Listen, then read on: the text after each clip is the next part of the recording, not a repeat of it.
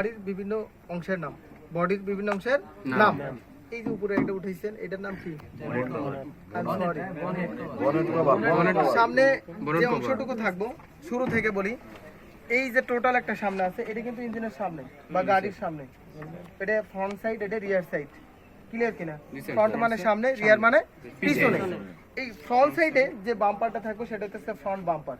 কারণ আপনি রিক্সা লাগাই দিতে পারেন, পথচারীতে লাগাই দিতে পারেন, কোনো ওয়ালে লাগতে পারে, আনুষঙ্গিক কোনো গাছে লাগতে পারে, কারণ আপনি তো সামনে যেতেছেন। পজিশন অনুসারে সামনে যে বাম্পারটা থাকবে, এই বাম্পারটার নাম হচ্ছে ফ্রন্ট বাম্পার। কি বাম্পার? Front bumper. পিছনে যেটা থাকবে সেটা হচ্ছে রিয়ার বাম্পার। রিয়ার বাম্পার। তাহলে ফ্রন্ট বাম্পার পাইছেন, রিয়ার বাম্পার পাইছেন, দুইটা বস্তু গেল। এখন কথা হচ্ছে এই বস্তুটার নাম কি? এটা হচ্ছে হুড।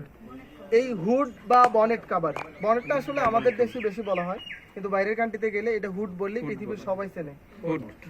টোটাল পৃথিবীতে যা আছে হুড। পিছনে যে একটা থাকে সেটা হচ্ছে অনেকে ব্যাকডালা বলে, কেউ ডেকলিট বলে, কেউ ডেকি বলে। অ্যাকচুয়ালি ওটা ডেকলিট। তাহলে এটা হুড, ওইটা ডেকলিট। মনে থাকবো?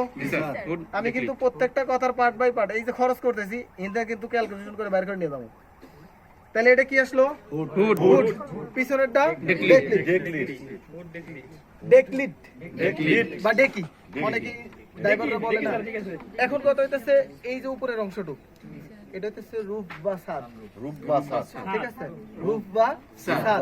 ছাদ হইতেছে আমাদের দেশের শব্দ, ইংরেজি শব্দ হইতেছে রুফ। ঠিক আছে? রুফ বা ছাদ। পজিশন অনুসারে এই যে সাইড গুলো দেখলেন, এখন আসছে আসলে ডোর। এই জিনিসটার নাম কি? ডোর। এটা আটকাই দিলাম এবং এটা খুললাম, এই জিনিসটার নাম হচ্ছে ডোর। এটার নাম কি? ডোর। ডোর মানে কি? দরজা। এই যে গ্লাসটা আছে, এটা